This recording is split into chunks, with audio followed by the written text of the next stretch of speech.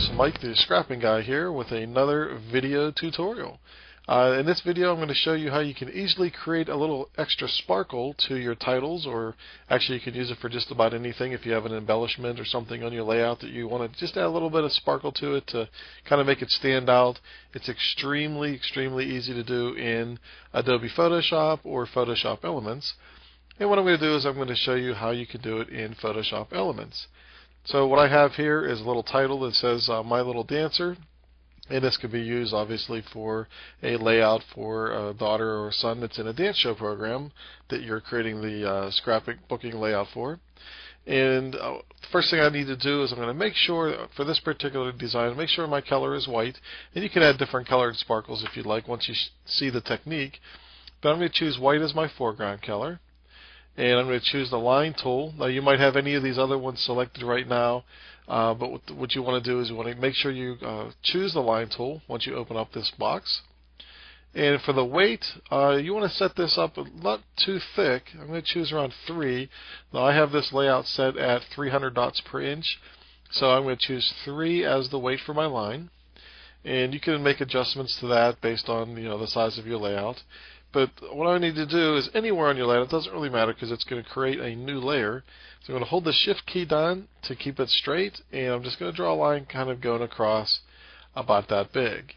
Now right now it is a shape, and what I want to do is I want to make that layer simplified so we can add a little bit of technique to it.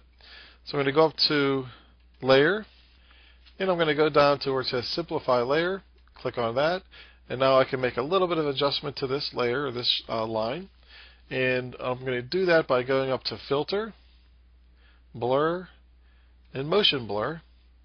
And we can make the motion blur any number we want. And if you can notice, on the edge of the line, instead of it being just a straight cutoff on the line, adding the motion blur adds a little bit of a pointiness to each side.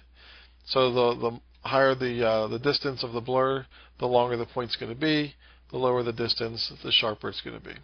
So I'm going to go ahead, I'm just going to have it, just like I say, you can make any adjustments you want. I'm going to say 150. So I'm going to go ahead and click OK. And now what I need to do is I have the one line. I'm going to go and I'm going to duplicate that line by clicking on the shape here in the layers. And I'm going to drag it over to the New Layer button or icon.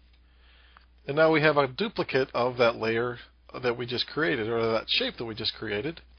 So I'm going to go up to my tool, move tool here, and I'm going to choose that layer, making sure that the top one's selected, and I'm just going to hold the Shift key down and I'm going to rotate it so that it is now 90-degree angle. I'm going to go ahead and hit OK, and now we actually have a little bit of a cross here.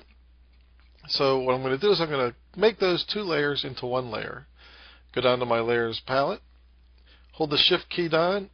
I'm going to choose the layer underneath, and you can see we now have both of these layers selected as one. I'm going to go ahead and I'm going to right click and hit Merge Layers. And now those two layers are now one layer, and you can see I can move this cross around anywhere I'd like. And you can start to see already what the effect that I'm going for.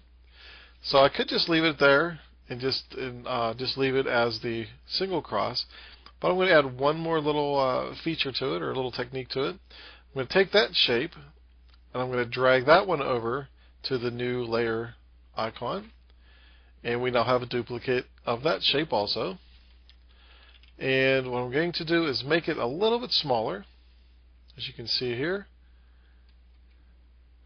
and I'm going to drag it and put it right back into the center here where the other layer was, and I'm going to rotate this one a little bit, and there we have an extra little cross inside that one. And once again, I'm going to go over to my layers. I'm going to hold the Shift key down, select the bottom one. Now they both are selected at the same time. I'm going to right click, go Merge Layers, and now this entire shape is one, or all of those layers are one shape. So what I can do is I can take that and I can just move it over, maybe add it to the little my there. You can take a look at that, see how it's neat, a little sparkle there. I'm going to make it a little bit smaller, bring it back.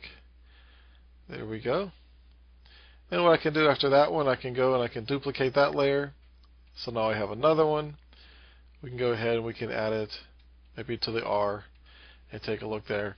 And there we go. That's how you can easily add a little bit of sparkle to your either your titles or some kind of layout. If you need some kind of shiny thing that's on your layout, maybe, I don't know, a car emblem or something like that.